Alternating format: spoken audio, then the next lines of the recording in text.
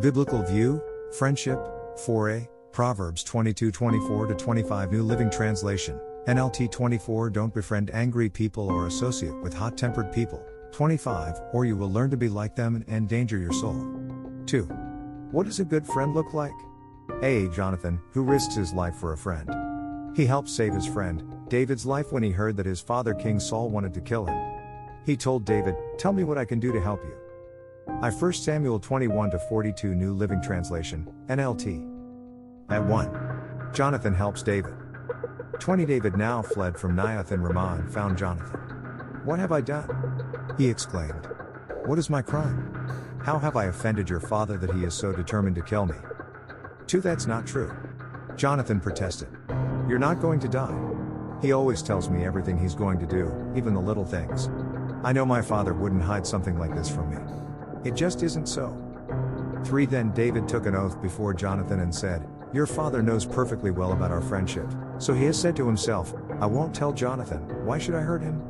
But I swear to you that I am only a step away from death. I swear it by the Lord and by your own soul.' 4 Tell me what I can do to help you," Jonathan exclaimed. 5 David replied, "Tomorrow we celebrate the New Moon Festival. I've always eaten with the king on this occasion, but tomorrow I'll hide in the field and stay there until the evening of the third day. 6 If your father asks where I am, tell him I ask permission to go home to Bethlehem for an annual family sacrifice. 7 If he says, 'Fine,' you will know all is well. But if he is angry and loses his temper, you will know he is determined to kill me.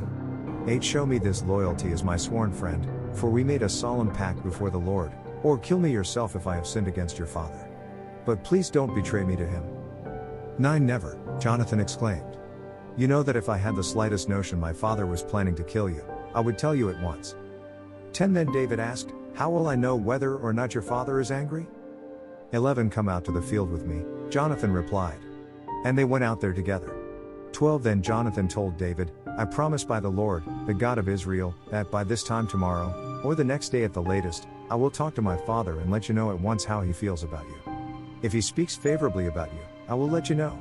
13 But if he is angry and wants you killed, may the Lord strike me and even kill me if I don't warn you so you can escape and live. May the Lord be with you as he used to be with my father. 14 And may you treat me with the faithful love of the Lord as long as I live. But if I die, 15 Treat my family with this faithful love, even when the Lord destroys all your enemies from the face of the earth."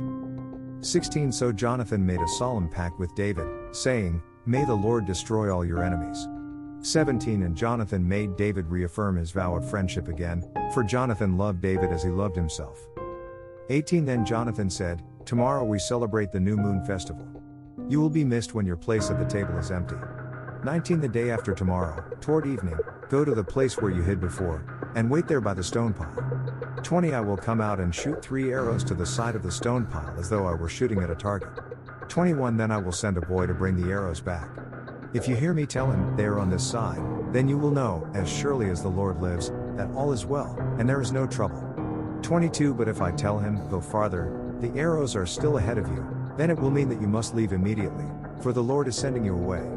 23 And may the Lord make us keep our promises to each other, for he has witnessed them." 24 So David hid himself in the field, and when the New Moon Festival began, the king sat down to eat. 25 He sat at his usual place against the wall, with Jonathan sitting opposite him and Abner beside him. But David's place was empty. 26 Saul didn't say anything about it that day, for he said to himself, "Something must have made David ceremonially unclean." 27 But when David's place was empty again the next day, Saul asked Jonathan, "Why hasn't the son of Jesse been here for the meal either yesterday or today?" 28 Jonathan replied, "David earnestly asked me if he could go to Bethlehem." 29 He said, "Please let me go, for we are having a family sacrifice. My brother demanded that I be there. So please let me get away to see my brothers. That's why he isn't here at the king's table." 30 Saul boiled with rage at Jonathan. "You stupid son of a whore!" he swore at him. "Do you think I don't know that you want him to be king in your place, shaming yourself and your mother? 31 As long as that son of Jesse is alive, you'll never be king. Now go and get him so I can kill him." 32 But why should he be put to death? Jonathan asked his father. "What has he done?" 33 Then Saul hurled his spear at Jonathan, intending to kill him. So at last Jonathan realized that his father was really determined to kill David. 34 Jonathan left the table in fierce anger and refused to eat on that second day of the festival, for he was crushed by his father's shameful behavior toward David. 35 The next morning, as agreed, Jonathan went out into the field and took a young boy with him to gather his arrows. 36 Start running, he told the boy, so you can find the arrows as I shoot them. So the boy ran, and Jonathan shot an arrow beyond him. 37 When the boy had almost reached the arrow, Jonathan shouted, the arrow is still ahead of you. 38 Hurry, hurry, don't wait. So the boy quickly gathered up the arrows and ran back to his master. 39 He, of course, suspected nothing, only Jonathan and David understood the signal. 40 Then Jonathan gave his bow and arrows to the boy and told him to take them back to town. 41 As soon as the boy was gone, David came out from where he had been hiding near the stone pile. Then David bowed 3 times to Jonathan with his face to the ground. Both of them were in tears as they embraced each other and said goodbye, especially David. 42 At last Jonathan said to David, go in peace, for we have sworn loyalty to each other in the Lord's name. The Lord is the witness of a bond between us and our children forever. Then David left, and Jonathan returned to the town.